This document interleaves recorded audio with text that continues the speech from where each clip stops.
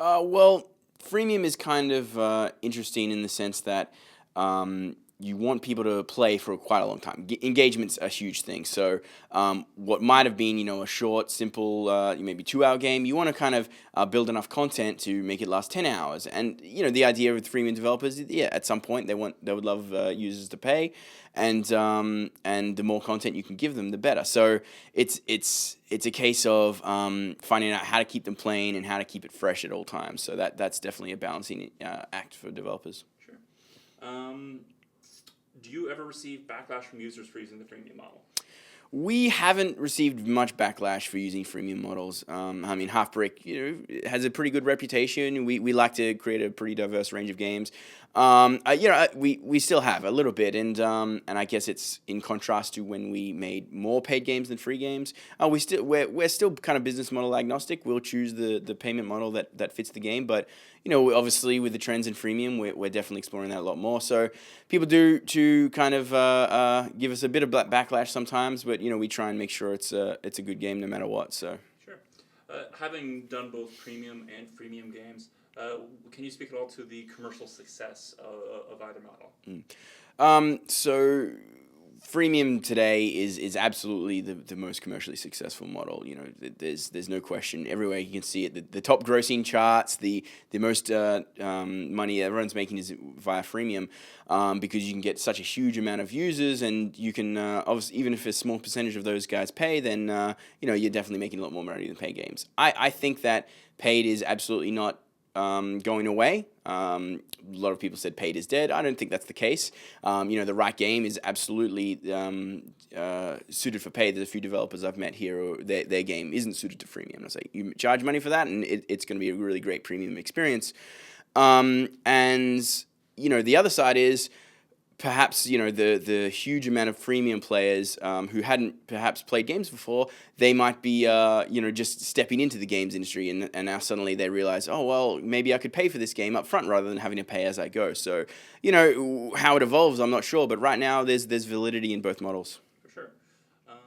Do you think that freemium games necessarily exclude traditional core gamers? I mean, there's a stigma around freemium that is like for mommy gamers or whatever else. Mm-hmm. Like you kind of mentioned, for players for whom a smartphone is their first gaming platform. Mm-hmm. I think that core gamers are obviously far more attracted to console or PC or richer premium experiences, and via the world of Facebook and Farmville and now Candy Crush. Obviously, you're getting the mummy gamers, as it's called, but that's changing every few months.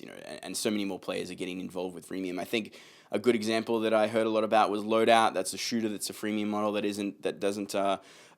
does attract core gamers, and puzzle games. I remember playing Bejeweled. That was a great game, and Candy Crush is very similar.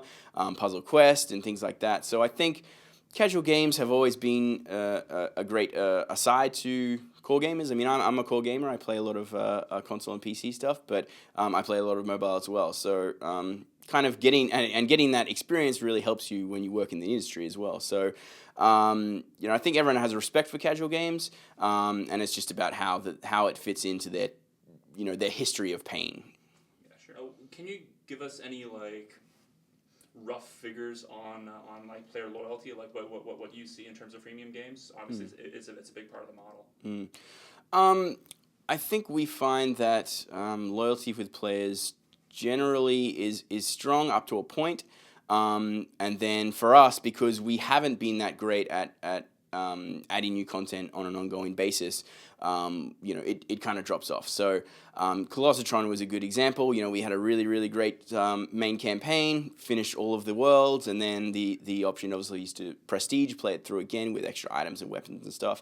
And for a mobile gamer, that's not as enticing as playing entirely new content, because there's thousands of other games. So for loyalty, we definitely see a pretty big drop off once our kind of main game is finished. But that's something we want to try and improve and treat our games as a service and an ongoing platform where people can check out cool stuff. Cool.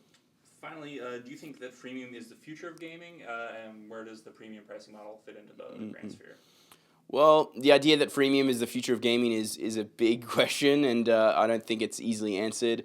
But I think it will always have a place. The reality is I think freemium will have a place, but I absolutely think paid will have a place too, premium, if you will. Obviously, now with freemium becoming such a hot topic and such a huge trend, there's people who will claim that that's the future, but I don't think so. I mean, you've got things like subscription models for music and movies these days. Maybe it could go that way. So, and those kind of models have killed off a huge chunk of piracy because it's just all about the convenience, all about the experience. So, if we come up with new ways to get games into the hands of people and find the right way to pay for it, maybe freemium won't be around anymore. But yeah, it's all up for discussion, and I guess Halfbrick will do what we can to just make sure we get the games into our fans' hands because that's what we care about.